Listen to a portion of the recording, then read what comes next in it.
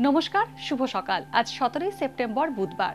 বাংলা পঞ্জিকা অনুসারে আজ থেকে শুরু হলো আশ্বিন মাস। আজ আশ্বিন কৃষ্ণা একাদশী তিথি। কর্কট, সিংহ ও কন্যা রাশির জাতকদের ভাগ্যে আজ কি আছে জেনে নিন। কর্কট রাশি।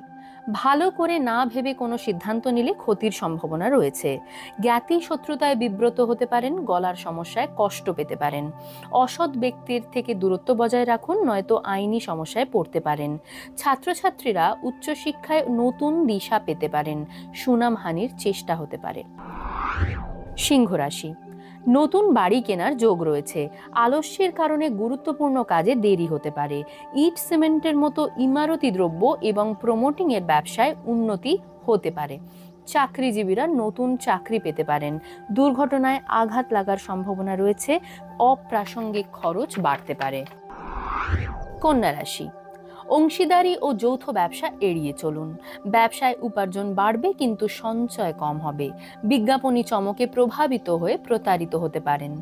খনিজ বা কৃষিজ দ্রব্যের ব্যবসা আজ লাভজনক হবে। অধস্তন কর্মীর উপর অধিক নির্ভরশীল হলে ক্ষতির সম্ভাবনা রয়েছে।